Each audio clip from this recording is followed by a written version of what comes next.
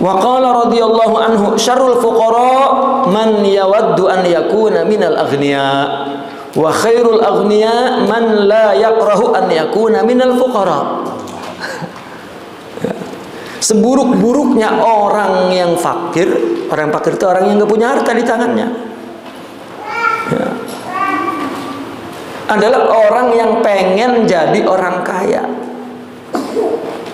Padahal orang-orang yang diuji oleh Allah dengan dunia ini kan secara hakikat dianggap kotor, ya.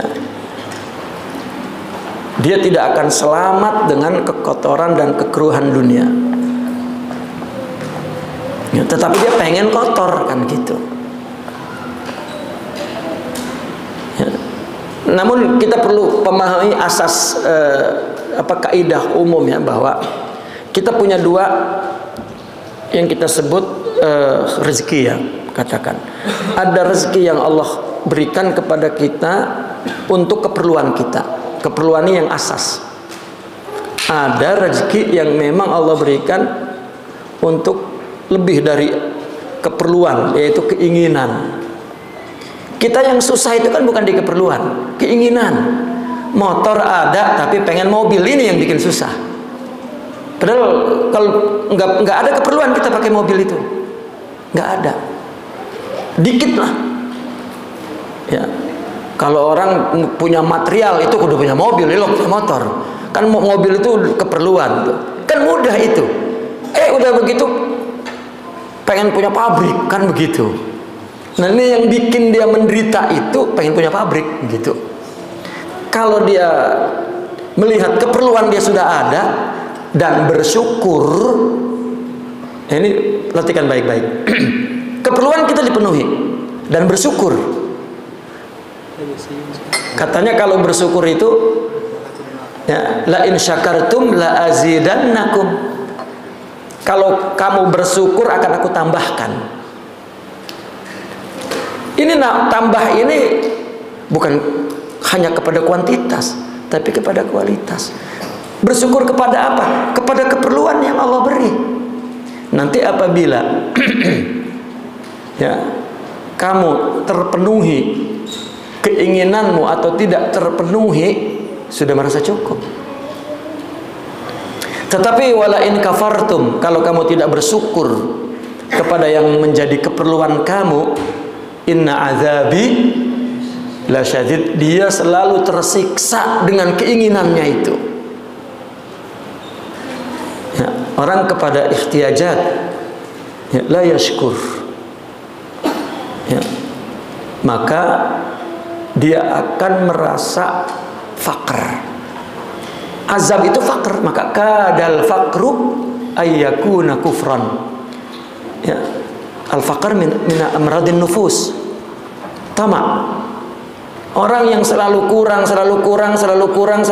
itu Allah menyiksanya. Padahal keperluannya ada terus, tapi kenapa selalu kurang? Karena tidak mensyukuri apa yang keperluan asasnya dipenuhi, ya.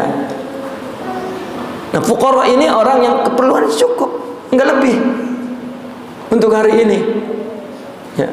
Dan dia, ya, tidak ingin, ya, menjadi orang kaya. Ingin menjadi orang kaya, ini orang fakir yang buruk, ya. Kenapa? Karena ada ungkapan man ahabba qauman husyira ma'ahum, ya, orang suka kepada satu komunitas tertentu, satu golongan tertentu, maka akan dihimpunkan bersama mereka, ya. Inilah orang-orang yang kebanyakan orang fakir yang lam yardau bi faqrihim, ya. Yani aksarul fuqara, ya, alladzina lam yardau bi faqrihim. Maksudnya begitu sebetulnya, ya. Maksudnya bahwa orang fakir yang buruk, orang yang ingin menjadi orang kaya, artinya orang yang tidak ridho kepada kefakirannya. Ini buruk. Jangan jadi menjadi orang kaya kagak boleh, nggak boleh. tapi tidak ridho kepada kefakirannya. Gue begini baik, coba kalau gue kaya mah gitu. Padahal mah keperluan ada terus. Dari mana kek, kan ada. Nah ini syar. Sebaliknya, wa khairul aghniya man la yakrah an yakuna minal fuqara. Ya. Sebaliknya orang kaya yang baik, orang kaya ini kan ya, orang yang merasa, orang yang cukup katakan, tetapi dia tidak suka, tidak suka, la yakrah, tidak membenci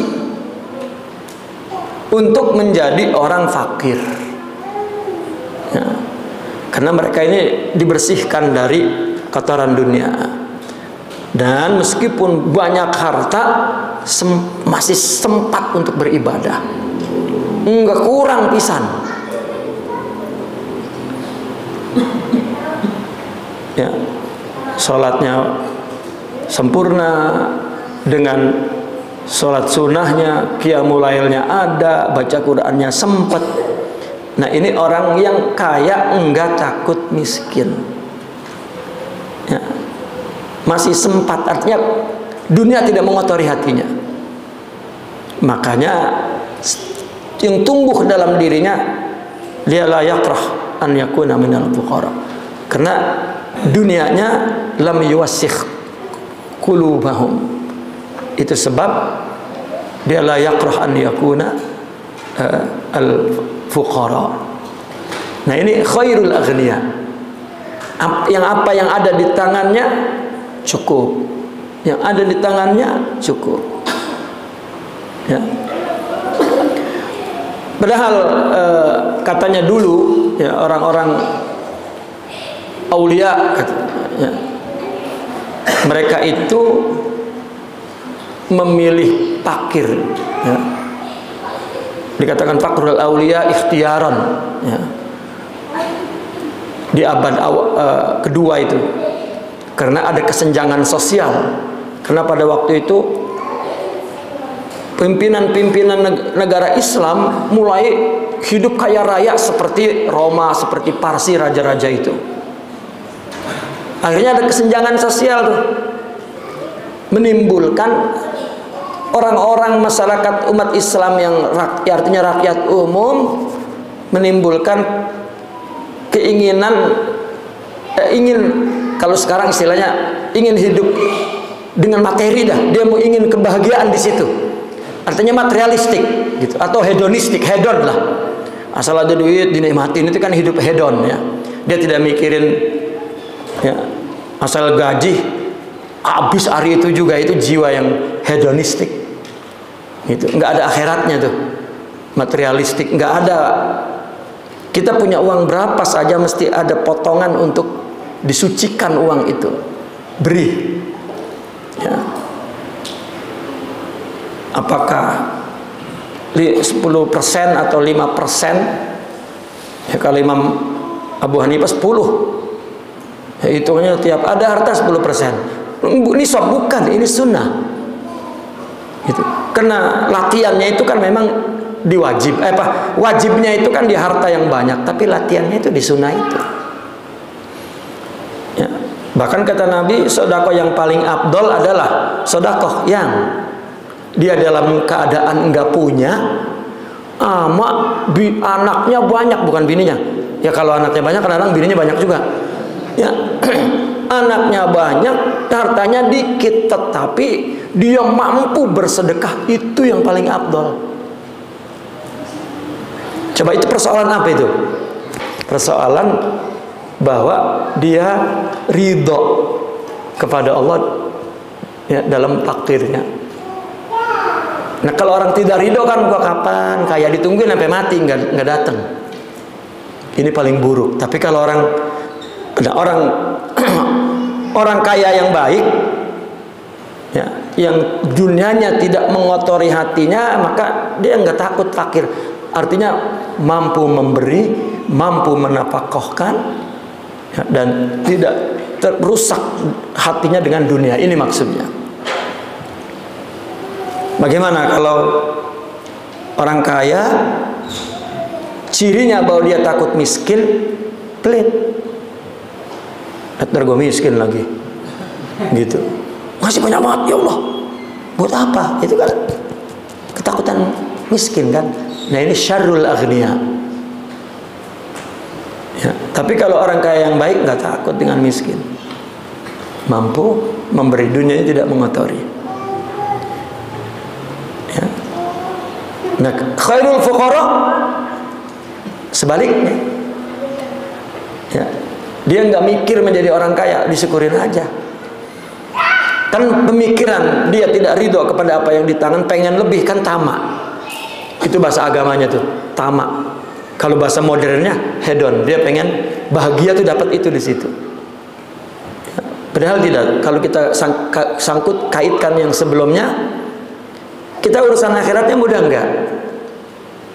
Kalau urusan akhiratnya mudah, ama sholat nggak ninggalin, ama puasa gampang, ama ngaji mudah, ya, ama ningkatin amal mudah, itu akhiratnya namanya mudah. Dunianya tinggal lihat, ada yang ya, disusahkan, itu mungkin disulitkan begitu, nggak bisa lebih. Ada yang dimudahkan, ukurannya akhiratnya terganggu enggak. Ini tingkatan kerohanian namanya.